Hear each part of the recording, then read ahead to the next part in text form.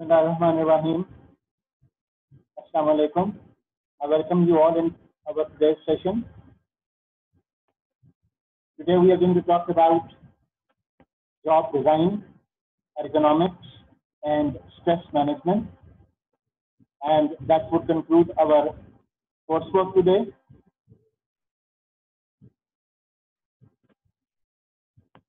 So let's start with our discussion. First of all, I'll be discussing with you the factors in job design. The element of job design develops along with the job analysis. And as you could remember, that job analysis included two main components, job description and job specification, in which we developed list of tasks, duties, and responsibilities, which are in association with knowledge, skill, ability, and other personality traits. And we discussed that we needed to have qualified employees with us. And by qualified, we mean to say when the TDRs are equal to KSAOs. So that was the job analysis part. And in that part, we also talked about KRA, KPA, and KPIs. And we discussed that the KPIs should always be SMART. So that was all the description related to what the person has to do in a job. And along with that, it was discussing that what person qualifications should be so that he or she can perform efficiently and effectively. Now we are going to talk about the job design, which I said that it moves along with job analysis. And in job design, we'll be concerned with three main things, which are task analysis, worker analysis, and environment analysis.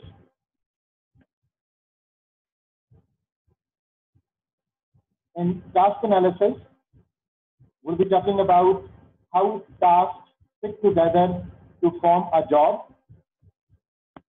In worker analysis, we'll be determining worker capabilities and responsibilities for a job. And in environment analysis, physical characteristics and location of a job would be discussed.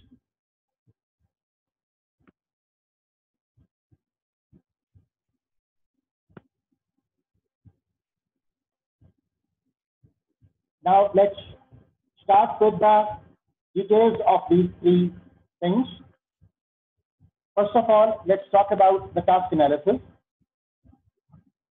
Remember, the tasks are defined in job description, but in job design, we are going to analyze those tasks.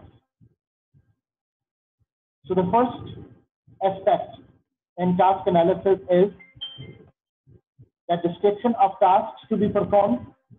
Obviously, they will be coming from the job description. But in job design, we'll be more concerned with the task sequence. And along with the task sequence, we'll be talking about function of tasks, frequency of tasks. We'll be concerned with the criticality of tasks, relationship with other jobs and tasks, performance requirements, information requirements, control requirements, error possibilities, task duration, equipment requirements. So these are the main ingredients of task analysis. Now, let me repeat it again, that the tasks are basically defined in the job description document, but the job design aspect would be covering the inner detail, the sequential relationships of the tasks to be performed. When we are concerned with worker analysis, The main aspects would include, number one, capability requirements. Afterwards, performance requirements, skill level, job training, physical requirements, mental stress, motivation, number of workers, level of responsibility, monitoring level, quality responsibility, empowerment level. So these are the things which are discussed under the job analysis context. So as you could see that the overall detail mentioned in job design is bit different from what job description and job specification documents were carrying. Another important thing in job design is environment analysis. And in environment analysis, we are concerned with workplace location, process location, temperature and humidity, because the person who is performing a particular task is very much in association with the environment in which the person is operating. And the temperature and humidity, lighting, ventilation, safety, logistics, space requirements, noise, vibration level. So these are all the things which are there to create the overall environment in which either the worker would be able to perform or he or she would not be able to perform efficiently and effectively. So all these three components, task analysis, worker analysis, and environment analysis, they are important to be considered before we physically launch a job. Now, in terms of environment analysis, when we are using the expressions like lighting, ventilation, safety, noise, vibration, temperature, and humidity, there is a specialized concern which is basically associated with the designing of the environment for satisfaction, comfort, and productivity of the workers. And that context, which you can see on the slide as the fourth point, is ergonomics. And ergonomics would mean fitting the task to person in a work environment. And we'll be talking about ergonomics in detail in next coming slides. And we'll see that how we are going to design the environment in which the people can feel more comfort, more satisfaction, and they can come up with more efficiency and effectiveness along with higher levels of productivity. And the whole system which we are designing can be facilitated by technology and automation, so which would be there to broaden the scope of job design.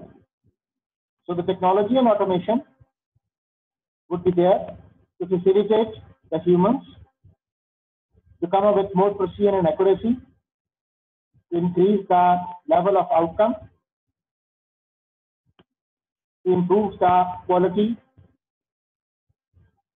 and to meet the standards as demanded by the client or our customers. So all these things combined together would make an overall environment which is beneficial for the organization, for its sustainability, for long-term above-average return, to maximize the value which the company is delivering to its consumers, to improve the products and services, to be more competitive.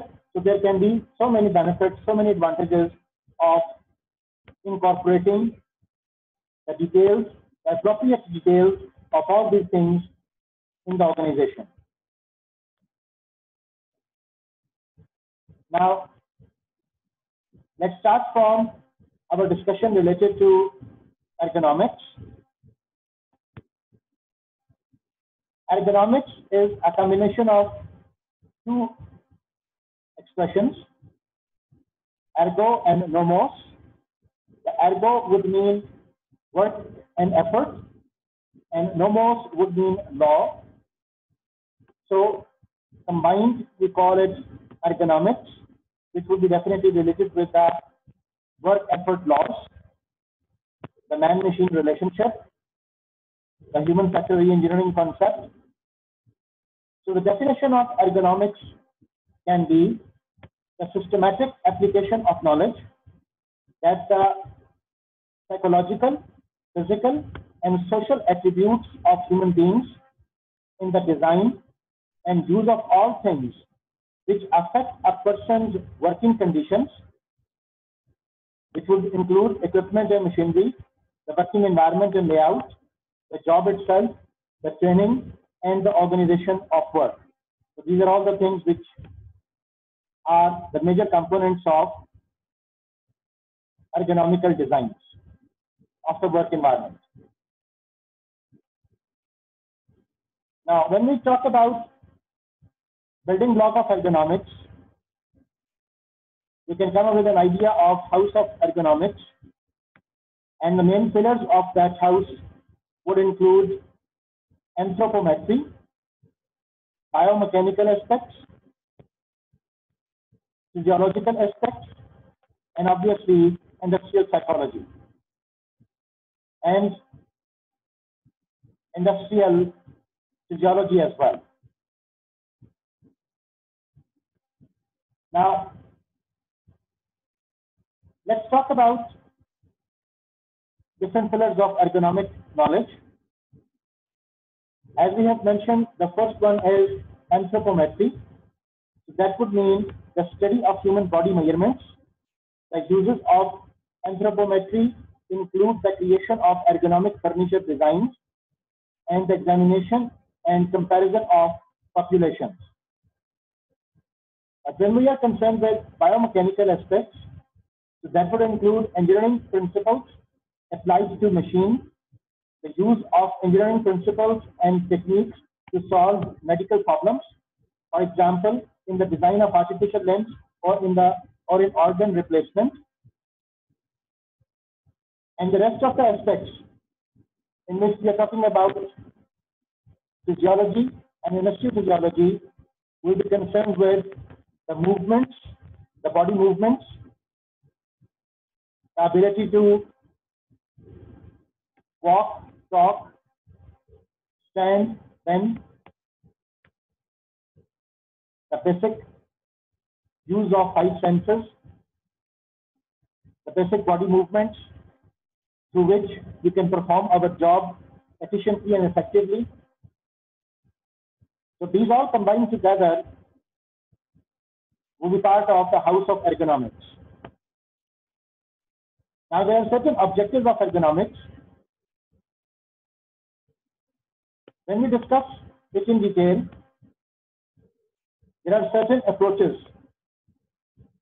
used to obtain an effective match between the worker and the work system to optimize.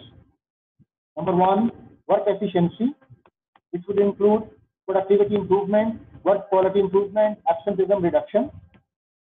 And along with that, we'll be concerned with health and safety, comfort and ease of use, job satisfaction, and obviously government regulation compliance, in which certain legislations would be discussed, like what are the requirements by the government, by the law, to facilitate the working environment so that the workers can perform with higher levels of safety, comfort, and satisfaction.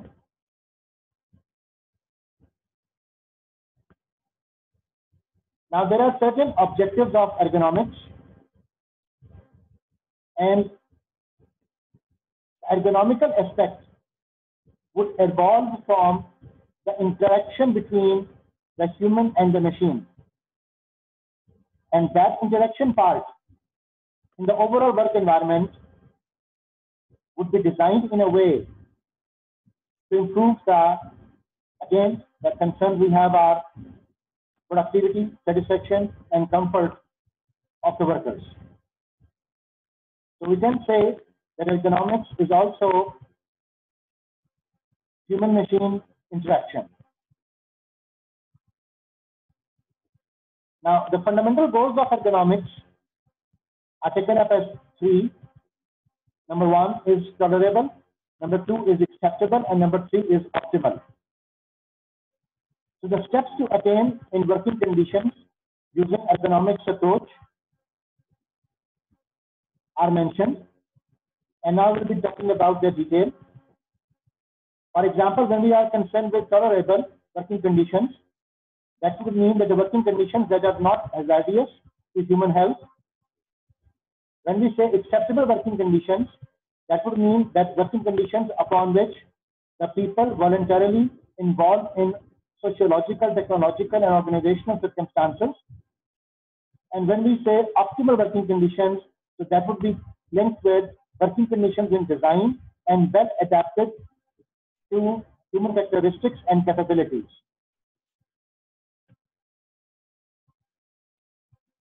Now, there are certain applications of ergonomics. For example, the first application can be the workplace illness and accident prevention. That is of utmost importance.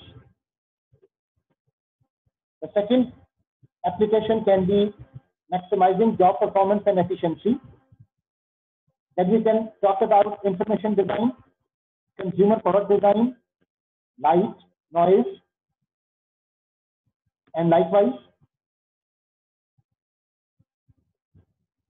we can also include equipment layout, temperature, keyboard and mouse design, speaking posture and gestures. So these are all the application of the knowledge we derive from the ergonomics. Now, when we are talking about workplace illness and accident prevention, remember that one primary goal of ergonomics is prevention of workplace illness and accidents. Accident is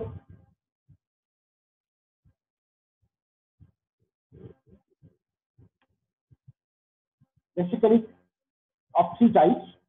It can be fatal, it can be minor, it can be major. But accident is exaggerated by awkward postures such as bending or reaching, and that can be minimized through ergonomical work design. Another aspect related to workplace illness and accident prevention is carpal tunnel syndrome. And carpal tunnel syndrome is painful and often debilitating swelling of tendons in the wrist, which results from overuse of hands and wrists. And obviously, we'll be designing the work environment, the machines, in a way that this can be minimized. And by employing the best possible design for safety, systems, ergonomics minimize workplace accidents. When we talk about maximizing job performance and efficiency, remember the first aspect is that ergonomists are also practicing in area of job design, worker analysis, task analysis, environment analysis would be done with their consultation so that we can drive an optimal work environment. Grouping tasks and skills, job can be redesigned to maximize the efficiency. And ergonomists also use similar skill analysis principles to help an employer identify the best candidate for a particular job. In information design, when we think in terms of ergonomics, cognitive ergonomists specialize in information design. Information design is the best way to present complex information. These ergonomists study the way the human brain processes information, and through that, using the principles of graphic design, cognitive ergonomists develop signs, maps, instruction manuals, and even computer programs that are easy to use. Now, let's look at consumer product design. Ergonomic design makes consumer products safer, easier to use, and reliable. Ergonomists work with designers to develop products that fit the body and meet the expectation of the people who will use them. An ergonomically designed toothbrush has a broad handle. For example, ergonomically designed toothbrush has a broad handle for easy grip. a bent neck for easier access to back teeth, and bristle head shape for better tooth surface contact. So ergonomically designed automobiles have dramatically changed the inner appearance. As we can see in this photo, that the fitting designed in automobile is designed in a way that can increase the maximum level of safety, comfort, and satisfaction of the passengers. There are certain benefits of ergonomics which we are going to discuss now. For example, lower injury and accident rates, improved reliability, products that are easier to use, systems and products that operate efficiently, greater user comfort, faster learning times, and fewer errors. So these are all the benefits of following the ergonomical principles. In addition to those, there are further benefits of ergonomics, which can be listed as easier maintenance, improved aesthetics, a general increase in job satisfaction, less absenteeism, less job turnover with less recruitment, training time, and obviously downtime costs can be reduced, improved competitiveness of products and services, increases in productivity, and many more are the benefits of ergonomics. So the ergonomics aim would be, in the light of all the discussion we have done, to ensure all man-made tools, devices, equipment, machines, and environments should advance issues of safety and health, well-being, and performance of humans. And obviously, we are putting all that effort to increase the satisfaction, comfort, and performance of the human beings involved. Now we are going to have our discussion diverted to stress management, and we'll see that how stress can be involved and is involved in workplace settings. What are the symptoms? What are the causes? What are the remedies? Overcome the excess of stress at workplace so that the stress should not become the strain. In our part 1 of discussion, we'll be talking about the general awareness about the stress. First of all, let's have the legal overview. That's how the law is associated with workplace safety and health. For example, in UK, we have Health and Safety at Work Act 1974, which says that it should be the duty of every employer to ensure, so far as is reasonably practicable, the health, safety, and welfare at work of all employees. And in association with Pakistani law, the closer match can come from Practice Act 1934, which is also talking about such arrangements done by the employer to facilitate the workers and employees. So another reference can be Management of Health and Safety at Work Regulation 1999, which says that every employer shall make a suitable and sufficient assessment of the risks to the health and safety of his employees to which they are exposed whilst they are at work. So we can comfortably witness that even the laws are trying to protect the basic rights of the employees and the workers so that they can maintain higher level of satisfaction, comfort, engagement, involvement with the organization. Now let's try to define that what is stress. Stress is the reaction of people to excessive pressures or other types of demand placed upon them. It arises when they worry that they can't cope. So that situation would be creating a high level of stress. Another definition of stress can be that stress is the fear and tear our minds and bodies experience as we attempt to cope with our continually changing environment. So what are the feelings which a person can have during the stress time at different levels? And those feelings can be demonstrated in terms of worry, tension, tired, frightened, depressed, anxious, or anger. And most of these are negative connotations. Now, the types of stressors can be external and as well as internal.